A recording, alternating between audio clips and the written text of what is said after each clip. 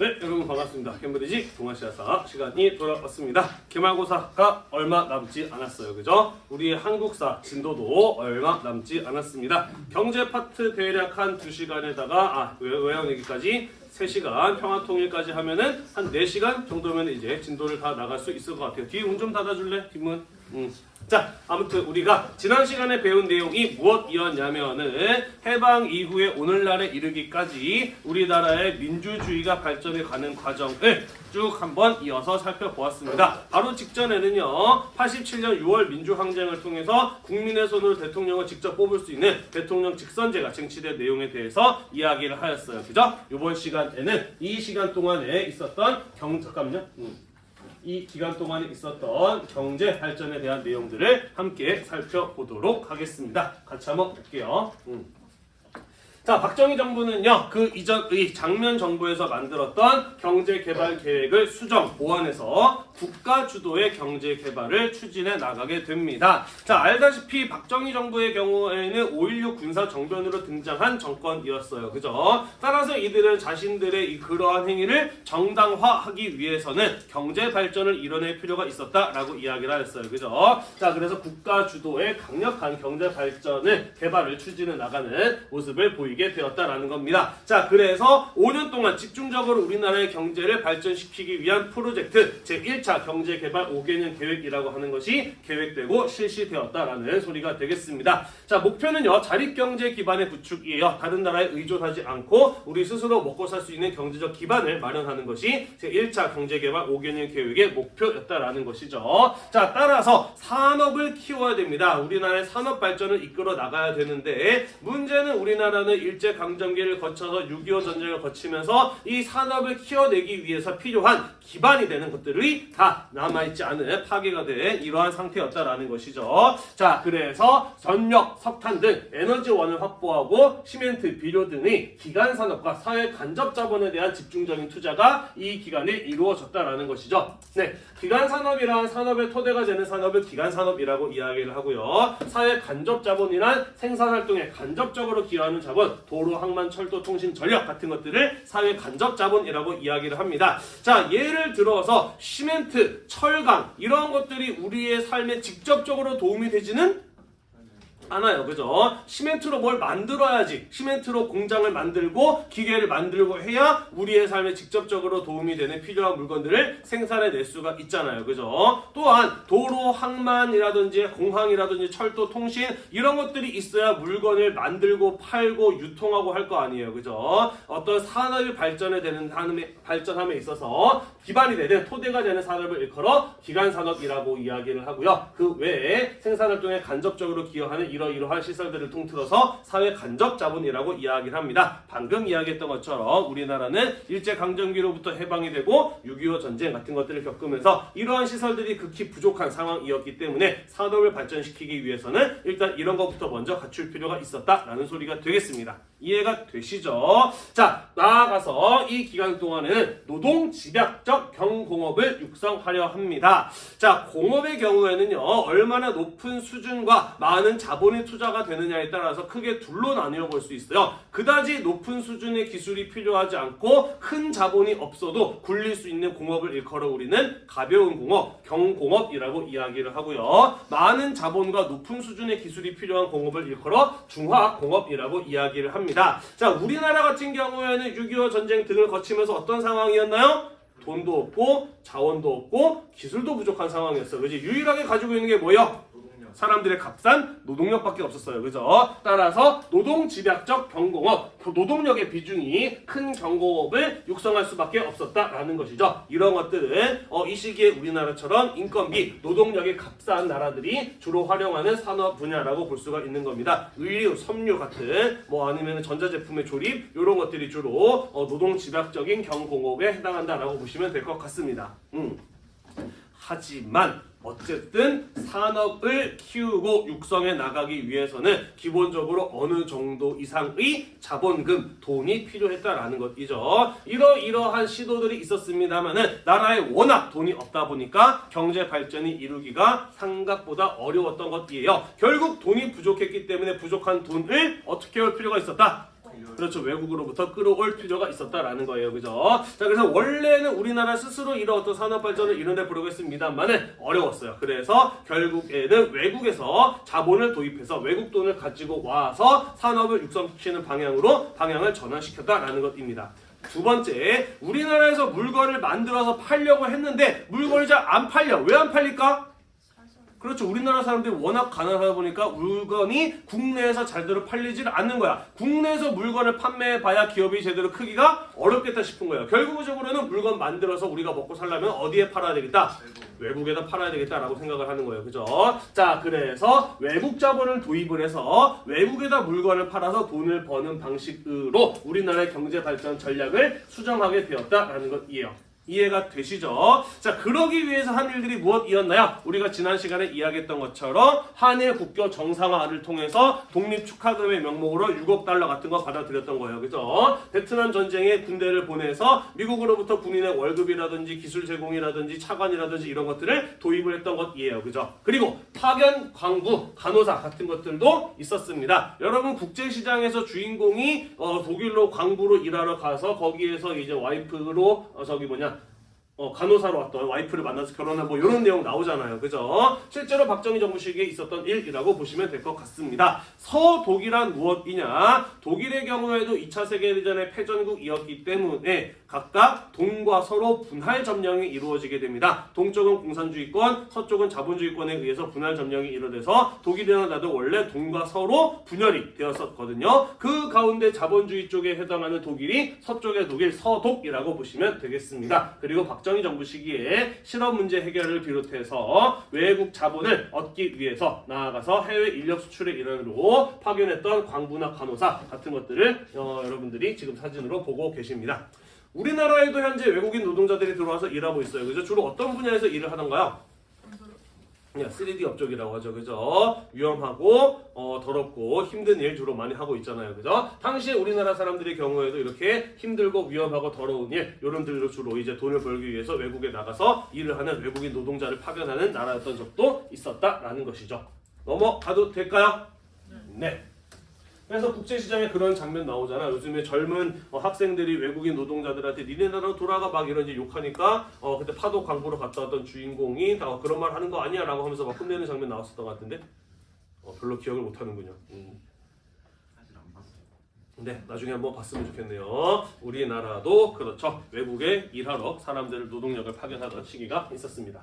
자, 그래서 제2차 경제개발 5개년 계획 시기로 오게 되면은 이러한 수출 주도형 전략이 상당히 잘 먹히게 됩니다. 그러면서 이 시기에는 수출이 획기적으로 증가하게 되고요. 제조업 분야가 크게 발전하게 됩니다. 노동 집약적 제조업이 크게 발전할 수 있었다라는 것이죠. 현재도 우리나라를 주로 먹여 살리는 산업은 바로 제조업이죠. 물건을 만들어내는 산업이 우리나라의 주력 산업이라고 보시면 될 것 같습니다. 그러니까 외국 자본의 도입을 통한 수출 주도형 경제 발전 전략이 꽤나 효과적이었다라고 볼 수가 있겠네요. 그래서 제2차 경제개발 5개년 계획 시기에는 이러한 어떤 경제 발전을 더 이어나가기 위해서 포항공업제철 공장이라든지 경부고속국도, 경부고속도로죠. 이러한 것들을 만들어서 사회 간접 자본을 더욱더 늘려나가는, 확충해 나가는 이러한 모습을 볼 수가 있었습니다. 시험 문제에서 포항제철, 경부고속도로 같은 거 보면은 제2차 경제개발 5개년 계획 시기구나 라는 것 정도 여러분들이 알아볼 수 있으면 될 것 같아요. 넘어갈까요? 별로 어렵지 않죠, 그죠? 자, 하지만 이러한 순조로운 경제 발전에 문제가 없었던 것은 아닙니다. 자, 우리가 아까 살펴봤어요. 그죠? 원래는 자립경제를 추구했는데 우리나라에 돈이 워낙 없다 보니까 다른 나라의 자본을 빌려와서 수출 주도형 산업을 육성한 쪽으로 전략을 수정했다라고 이야기를 하였어요. 그죠? 이것은 나름 빠른 경제 성장을 이룰 수 있는 효과를 거두기는 했습니다만은 반대로 위험을, 리스크를 떠안게 되었다라고 볼 수가 있습니다. 지금까지 이뤄냈던 이러한 경제 성장은 모두 외국에서 빌려온 돈으로 이뤄낸 성과였다라는 거예요. 따라서 우리나라는 경제가 성장하면 성장할수록 점점 더 외국에게 갚아야 될 빚의 부담이 커질 수밖에 없었다. 국가 부채가 증가하였다라는 문제를 갖게 되었다라는 것이에요. 이해가 되시죠? 그죠? 자, 그러면서 대외 의존도가 심화되었습니다. 대외 의존도가 심화되었다는 것은 무엇을 말하는 것이냐? 외국에게 의존하는 바가 커졌다는 건데요. 외국의 경제 상황이 어떻게 바뀌느냐에 따라서 우리나라의 경제 상황도 크게 영향을 받을 수밖에 없는 상황에 놓이게 되었다라는 것이 대외 의존도의 심화라는 내용인 것이에요. 미치겠네 진짜. 왜 나로 하여금 이런 어떤 고난을 자꾸 안겨주는 거지? 이 자식아. 네, 아니 그 선을 연결하면은 영상으로 찍었을 때 그지 화면이 깜빡깜빡 거리는 게 있어가지고 무선으로 연결하려고 했던 건데 이거는 이래가지고 어떡하지?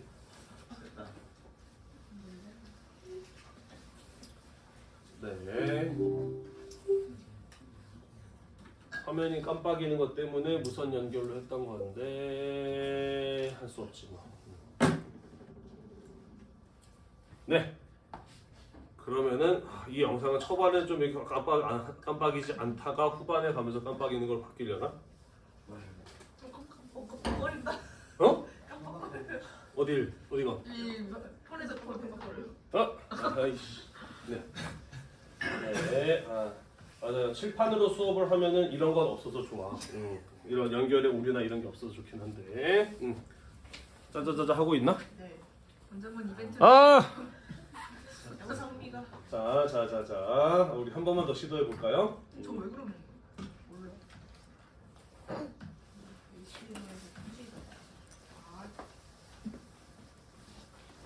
한 번 더 시도를 해 보도록 하겠습니다.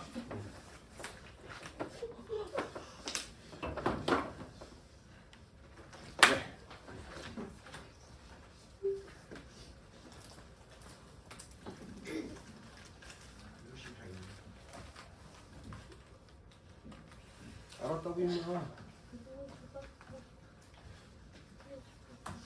네.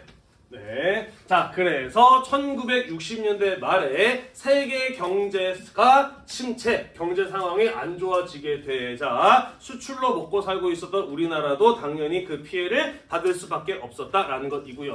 환율의 상승, 원래 1달러가 1,000원 하던 게 1달러가 1,200원 하는 식으로 달러의 값이 비싸지게 되면서 우리나라가 빌려온 돈은 그냥 그대로였지만은 그것을 갚아야 되는 빚의 부담이 더 커지게 되는, 외채 상환의 부담이 커지게 되는 이러한 경제적 어려움이 나타나기도 하였다라는 것이죠. 자, 그래서 외국에서 돈을 빌려와서 성장하고 있었던 우리나라 기업들이 이런 어떤 상황이 일어나게 되면서 돈을 갚는 것에 대한 어려움을 겪게 됩니다. 그러자 1972년에 박정희 정부의 경우에는 8월 3일날 이른바 83 조치라고 하는 것을 발표하게 됩니다. 기업들에게 갚아야 될 돈을 밀어주거나 혹은 사채를 동결, 그러니까 갚지 않아도 되는 것 등으로 특혜를 제공했던 조치가 바로 83 조치라고 보시면 되고요. 일부 서민들이 이 과정에서 피해를 받기도 하였다라는 것이 되겠습니다. 자, 어떤 내용이었냐면 이렇게 보시면 돼요. 자, 당시 우리나라의 경우에는요, 금융시장이 발달해 있지 않은 상태였다라고 합니다. 다시 말해서 기업들이 은행에서 돈을 빌리기는 쉽지 않은 상황이었어요. 왜냐면은 은행이 많지도 않거니와 은행이 있다라고 하더라도 기업들에게 돈을 빌려줄 만큼 은행이 많은 돈을 가지고 있지 못한 상황이었기 때문인 것이에요. 이해가 되시죠? 무슨 말인지. 자, 그래서 기업들의 경우에는 돈을 주로 서민들, 그러니까 개인에게 돈을 빌리는 이런 형태로 사업 자금을 마련하기도 하였고요. 서민들의 경우에는 돈을 은행에다가 맡기는 것보다 기업한테 빌려주는 게 이자율이 더 컸기 때문에 조금씩 돈을 모아가지고 기업들한테 빌려주는 방식으로 자신의 재산을 늘리려는 이런 사람들도 있었다라는 것이죠. 우리는 이렇게 돈을 빌려주는 것을 개인이 하는 걸 가지고 사채라고 이야기를 해요. 이해가 되나요? 무슨 말인지? 네, 그래서 기업이 은행으로부터 돈을 빌리기 어려웠기 때문에 높은 이자율로 일반 사람들한테 돈을 받아서 돈을 빌려서 그것을 갚는 형식으로 사업 자금을 마련하고 있었다라는 것이죠. 자, 그런데 우리가 방금 이야기했던 것처럼 외국에서 돈을 많이 빌려와가지고 사업을 지나치게 널리 정말 끊임없이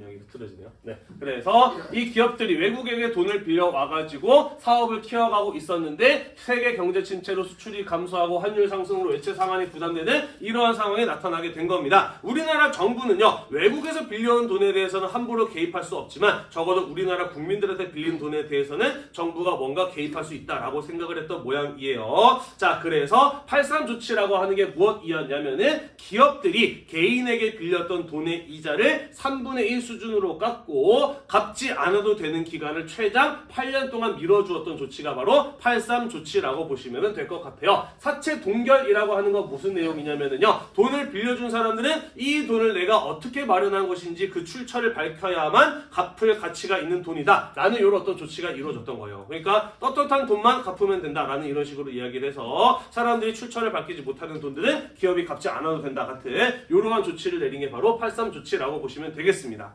이해가 되나요? 쉽게 말해서 기업들이 국민들에게 빌렸던 돈의 이자율도 깎아주고 8년 동안 갚지 않아도 된다라는 조치를 정부가 한 게 83 조치였다라고 보시면 돼요. 기업들 입장에서는 당장에 갚아야 될 돈에 대한 부담이 크게 줄어들었기 때문에 당연히 기업은 살아날 수가 있었던 것이죠. 하지만 서민들 중에는 이 83 조치로 인해서 기업에 기껏 돈 모아서 빌려줬는데 그 돈을 돌려받지 못하거나 원래 계약할 때 이율로 돈을 돌려받지 못하는 이런 일들이 벌어지기도 하였다라는 것 이죠.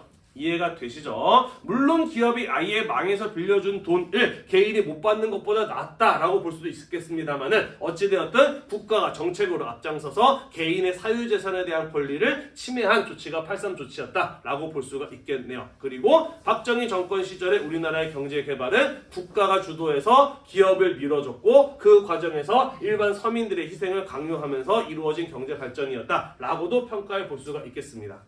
이해가 되시죠? 네, 그러면서 이때부터 기업들이 또다시 성장할 수 있는 동력을 어떻게 되었다라고 보시면 되겠습니다. 넘어갈게요. 자, 1970년대로 넘어가 봅시다. 제3, 4차 경제 5개년 계획이 실시되던 1970년대로 넘어가 보도록 할게요. 자, 경공업 중심의 경제 성장의 한계가 옵니다. 우리 아까 이야기했었죠. 1960년대에는 노동 집약적 경공업을 중심으로 육성하였다라고 이야기를 하였어요. 그죠? 하지만 이런 노동 집약적 경공업은 한계가 있습니다. 이윤이 그리 많이 남지 않아요. 다시 말해서 돈을 벌긴 법니다만 순이익이 부가가치가 그렇게 높지 않은 산업이었다라는 것이죠. 따라서 우리나라가 경제적으로 더 발전하기 위해서는 부가가치가 높은, 남는 게 많은 한 단계 더 높은 산업으로 우리나라가 업그레이드될 필요가 있었다라는 것이죠. 자, 그래서 수출 주도형 중화공업으로 우리나라의 경제 구조를 전환하는 것이 이 3, 4차 경제개발 5개년 계획 시기에 이루어졌다라는 소리가 되겠습니다. 그러면서 중화공업의 비중이 증가하게 되고요. 수출 또한 늘어나게 되면서 1970년대 연평균 10% 이상의 빠른 경제 성장 같은 것들이 이루어질 수도 있었다라는 것입니다. 다만 중화공업의 경우에는 석유가 가장 핵심적인 원료라고 볼 수가 있는데 문제는 우리나라는 석유가 생산이 되지를 않아요. 전량 외국에서 수입해 오고 있는 나라가 바로 우리나라잖아요. 그죠? 그런데 1970년대에는 두 차례 석유 파동이 일어났다라는 것이죠. 우리 지난번에 얘기한 적 있죠. 그죠? 그러면서 뭐 서오일 선생님 이런 분 얘기했었잖아요. 그지? 1차 석유 파동의 경우에는 제4차 중동전쟁이라고 해서 이스라엘과 이집트를 비롯한 중동 국가들 사이에서 전쟁이 벌어지게 되면서 국제 유가가 급등했던 사건이 바로 제1차 석유 파동이었다라고 이야기를 하였어요. 그죠? 자, 이 1차 석유 파동 같은 경우에는 그래도 어느 정도 잘 해결해 나갈 수가 있었어. 중동 건설 투자 확대에 한국 기업이 적극적으로 참여하면서 이런 어떤 1차 석유 파동으로 인한 피해 규모를 어느 정도 메울 수가 있었어요. 이게 뭔 소리냐면은요. 사우디아라비아 같은 산유국, 석유를 생산하는 나라들의 경우에는 석유를 팔아서 돈을 무지마지 벌었단 말이야. 그러면서 이때부터 자기 나라에 필요한 건물들, 도시 이런 것들을 만드는 건설 사업들을 벌이기 시작을 해요. 문제는 이런 나라들은 돈은 많지만 기술 수준은 그리 높지 않은 나라들이야. 물론 자기 나라가 직접 만드는 것도 만들어도 되겠습니다만 돈이 워낙 많으니까 굳이 우리가 그 돈을 들여서 직접 만들 필요 없어요. 그죠? 외국 기업들 불러다가 돈 주고 일시키는 게 사우디아라비아 같은 나라 입장에서 훨씬 더 좋은 장사였던 것이죠. 그죠? 자, 그래서 우리나라의 많은 건설 기업들이 사우디아라비아로 건너가서 유명한 건물들 같은 이런 것들을 만드는 건설 사업에 적극적으로 참여하면서 석유 파동으로 인한 이런 경제 손실의 부분을 어느 정도 메울 수 있었다라는 소리가 되겠습니다. 이해가 되시죠? 네, 그러면서 이제 중동 지역에 유명한 뭐 몇 층짜리 이런 건물들 이런 거 있잖아요. 그죠? 그런 것들 이 시기에 많이 만들어졌던 것들이죠. 넘어가도 될까요?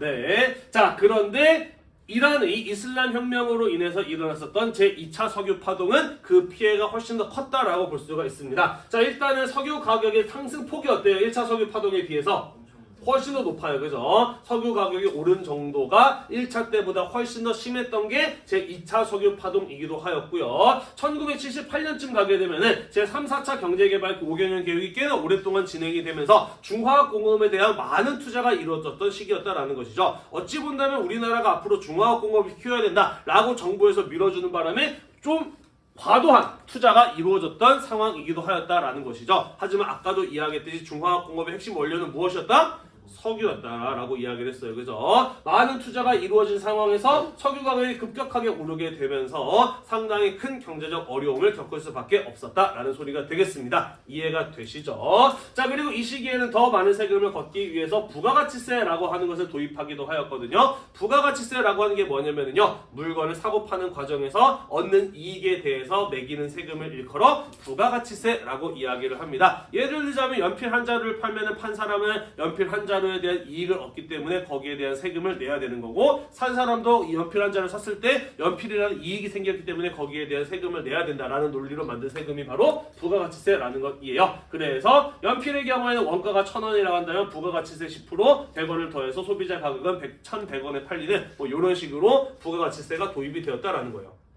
이해가 되시나요? 네, 여러분들 미용실 가서 머리 잘랐을 때 현금으로 계산하면 몇천 원 깎아주는 이런 거 해본 적 있지 않나요? 왜 그러겠어?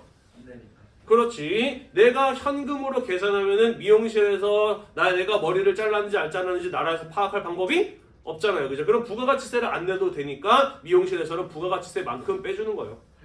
뭐 원미를 말하는 탈세기는 하죠. 그죠?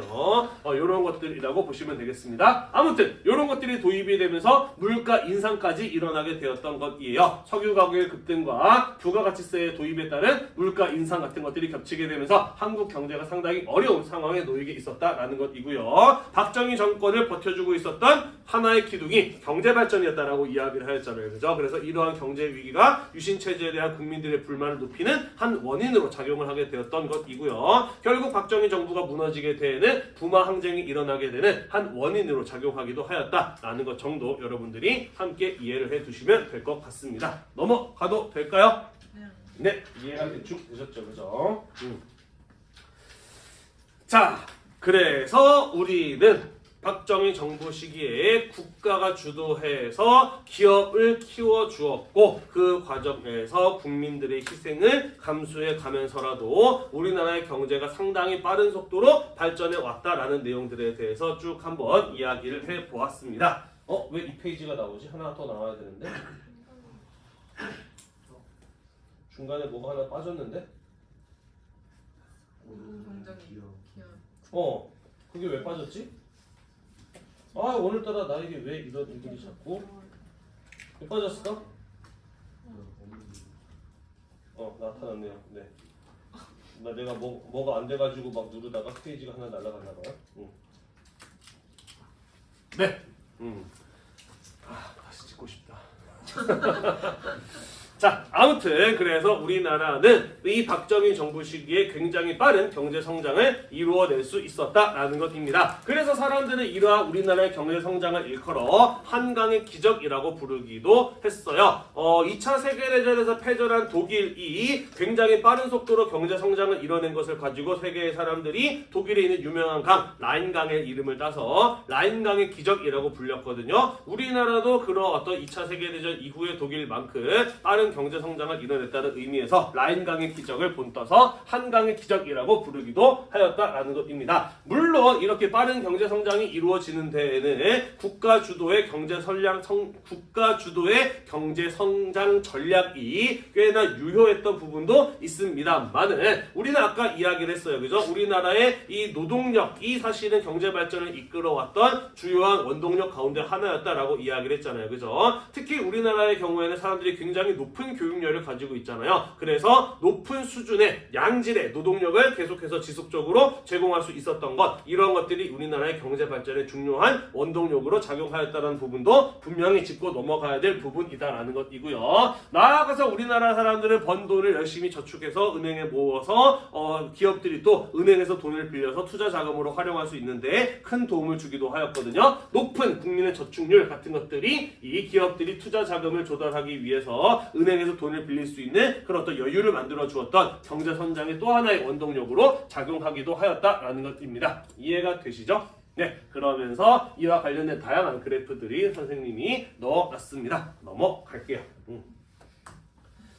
자, 하지만 이러한 빠른 경제 성장에 문제점이 없었던 것은 아닙니다. 크게 두 가지의 문제점이 있었다라고 볼 수가 있어요. 자, 첫 번째 문제점은 무엇이냐면요. 우리나라의 이런 빠른 경제 성장은 대기업 위주로 이루어졌는데 그 대기업들이 성장하는 과정이 결코 공정하지 않았다라는 것입니다. 두 번째는요, 이러한 경제 성장의 성과가 모든 사람들에게 골고루 돌아가지 못한 형태로 오랫동안 경제 발전이 이루어져 왔다라는 것이에요. 첫 번째 문제부터 먼저 한번 이야기를 해보도록 할게요. 바로 재벌의 형성입니다. 자, 재벌이란 사전적 의미로 재계에서 큰 세력을 가진 독점적 자본가나 기업의 무리 또는 일가나 친척으로 구성된 대자본가의 집단을 가리키는 경제 용어로 혼체른이라고도 한다라고 되어 있는데 이런 겁니다. 예를 들자면은 땡대라고 하는 회사의 경우는 원래 껌 만드는 회사였어요. 근데 지금은 무슨 월드도 운영을 하고 있고 호텔, 백화점, 마트, 렌트카 등등 많은 사업들을 운영하고 있잖아요. 그죠? 이러한 기업들을 일컬어 재벌이라고 부르는 것이에요. 그 외에도 뭐 H, 뭐 S, 뭐 등등 많은 회사들 여러분들 머릿속에 떠오르죠. 그죠? 이러한 기업들이 우리나라의 경제 발전을 이끌어 왔다라는 건데 과연 그들이 어떻게 그러한 큰 기업들로 성장을 할 수 있었느냐? 뭐 여러 가지 배경이 있습니다만은 우리 지난번에 이런 거 배웠어요. 그죠? 1950년대 이승만 정부 시기에서는 귀속 재산에 대한 불화 같은 것들이 이루어졌습니다. 귀속 재산이라고 하는 게 무엇이라고 이야기를 했었나요? 귀속 재산이 뭐지? 그렇죠. 네, 일본인들이 가지고 있다가 남기고 간 회사, 공장, 기계 같은 것들을 가지고 우리는 귀속 재산이라고 이야기를 하였어요. 그죠? 자, 그래서 정부에서는 이것을 민간인들에게 팔았다라고 이야기를 했는데 어떤 사람들에게 어떻게 팔았다라고 이야기를 했나요? 그렇죠. 이승만 정부와 인연이 있는 다 있는 사람들한테 그렇죠. 굉장히 싸게 돈을 천천히 갚아도 되는 특혜 형태로 팔았다라고 이야기를 하였어요. 그죠? 뿐만 아니라 6.25 전쟁 이후에 미국에서 원조의 자금, 원조 물자 같은 것들이 들어오게 되었을 때 이 경제 성장에 필요한 자금과 물자를 나누어 줄 수 있는 것도 정부가 선택할 수 있었어요. 그죠? 당연히 이승만 정부는 자신들과 끈끈한 인연을 가지고 있는 자기를 경제적으로 지원해주고 있는 지주나 자본가 세력들을 중심으로 이러한 자원들을 나눠주기도 하였다라는 것이죠. 따라서 이승만 정부로부터 귀속재산을 살 수 있었던 기업들, 6.25 전쟁 이후에 이승만 정부로부터 원조 자금이나 물자를 분배받을 수 있었던 기업들의 경우에는 그렇지 못한 회사들에 비해서 당연히 월등히 빠른 속도로 강한 경쟁력을 가지면서 시장을 장악해 나가는 기업으로 성장해 나갈 수가 있었던 것입니다. 그죠? 또한 박정희 정부 시기에 와서도 마찬가지였어요. 수출 중심의 경제 정책을 추진했잖아요. 그죠? 그래서 수출업을 할 수 있는 어느 정도 규모가 있는 기업들에 대해서 세금도 깎아주고 보조금도 지급하면서 계속해서 키워준 겁니다. 그러면서 일부 대기업들이 점차 사업 규모를 확장해 나가게 되면서 여러 개의 사업을 하는 재벌로 성장을 할 수가 있었다라는 것입니다. 박정희 정권은 정권 장악의 정당성을 얻기 위해서 빠른 경제 성장이 필요했고 빠른 경제 성장을 이루기 위해서는 대기업들을 집중적으로 밀어줄 필요가 있었다라는 것입니다. 일감도 몰아주고요. 정부의 혜택도 집중적으로 해주면서 빠른 속도의 경제 성장을 이뤄내기 위한 이런 일들이 벌어지기도 하였다라는 것이죠.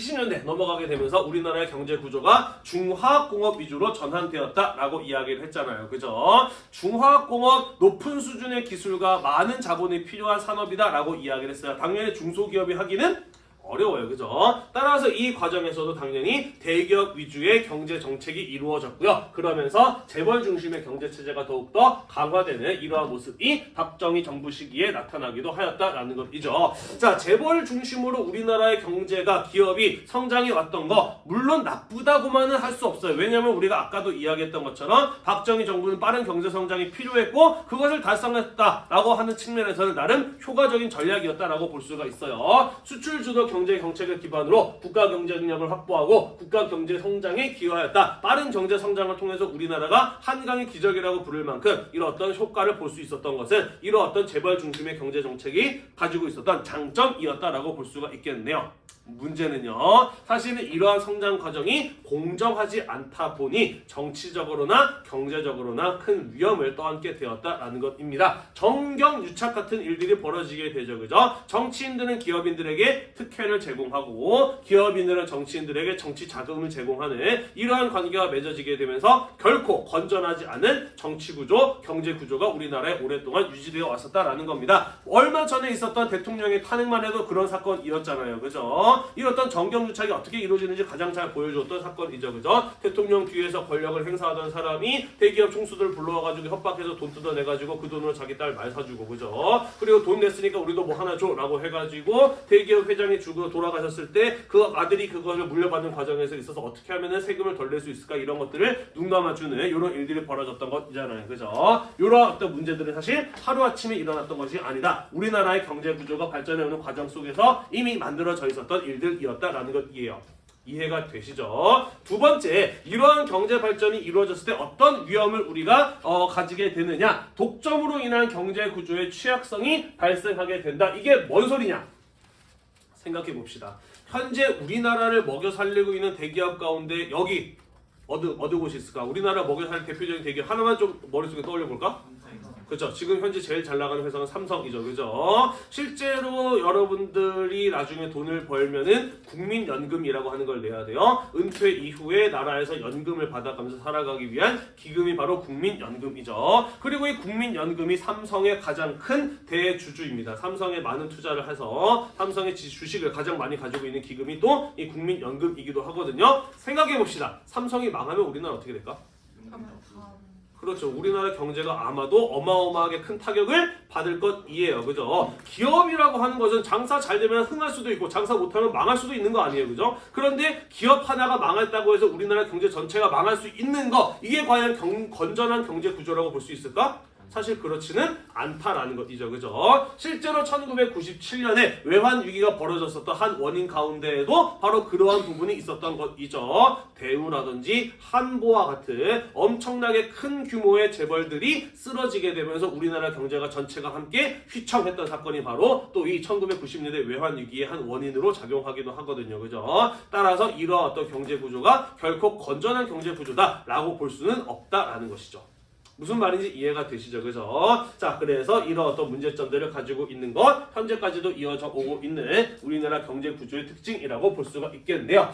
자, 선생님이 방금 이런 빠른 경제 성장 속에서 일어났었던 문제는 두 가지라고 이야기를 했어요. 그죠? 하나는 재벌 구조의 경제 구조를 갖게 된 것이었고, 두 번째는 경제 성장의 성과가 모든 국민에게 골고루 돌아가지 못한 것이었다라고 이야기를 했는데, 그 내용은 영상도 좀 봐야 되고요. 할 얘기가 조금 더 있기 때문에 시간이 좀 남았습니다만은 다음 시간에 마저 이어서 살펴보도록 하겠습니다. 오늘도 공부하느라 대단히 고생이 많으셨고요. 이 수업 영상이 여러분들의 공부에 도움이 되셨다면 구독과 좋아요 잊지 말고 눌러주세요. 수고했습니다.